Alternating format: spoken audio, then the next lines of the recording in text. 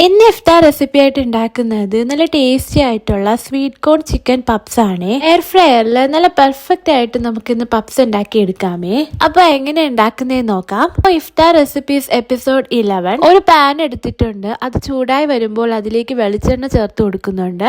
എന്നിട്ട് നൈസായിട്ട് കട്ട് ചെയ്തെടുത്ത സവാള ചേർത്ത് കൊടുക്കാം. ഇഞ്ചി ചതച്ചതും ചേർത്ത് കൊടുക്കുന്നുണ്ട്. ഏലക്കയും വലിയ ജീരകവും ചതച്ചത് ചേർത്ത് കൊടുക്കുന്നുണ്ട്. ഇതില് മസാലയായിട്ട് മുളക് പൊടി, മല്ലിപ്പൊടി, മഞ്ഞപ്പൊടി, ഗരം മസാലയും ചേർത്ത് കൊടുക്കുന്നുണ്ട്. നോർമൽ മസാലയൊക്കെ ഇട്ട് ഫ്രൈ ചെയ്ത് വെച്ച ചിക്കൻ പിച്ചെടുത്തതാണ് കേട്ടോ. അതും കൂടി ഇതിലോട്ട് ചേർത്ത് കൊടുക്കുന്നുണ്ട്. ഒരു പിടി സ്വീറ്റ് കോണും കൂടെ ചേർത്ത് കൊടുക്കുന്നുണ്ട്.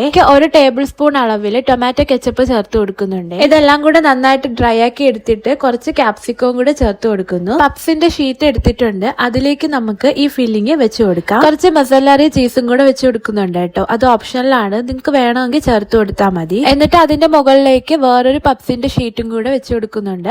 നിങ്ങൾക്ക് വേണമെങ്കിൽ ഇത് മടക്കി വേണമെങ്കിൽ എടുക്കാം കേട്ടോ. ഞാനിപ്പോ കുറച്ച് വലിയ പപ്സ് ആണ് കേട്ടോ ഉണ്ടാക്കുന്നത്. എന്നിട്ട് ഒരു ഫോർക്ക് വെച്ച് നമുക്ക് ഇങ്ങനെ പ്രസ് ചെയ്ത് കൊടുക്കാം. അതിന്റെ ടോപ്പില് കുറച്ച് എഗ് വാഷ് ചെയ്തെടുക്കുന്നുണ്ട് കേട്ടോ. കുറച്ച് കറുത്ത എള്ളും കൂടെ ചേർത്ത് കൊടുക്കുന്നുണ്ട്. ഞാനൊരു 50 മിനിറ്റ്സ് ആണ് കേട്ടോ വെച്ച് കൊടുത്തിട്ടുള്ളത്.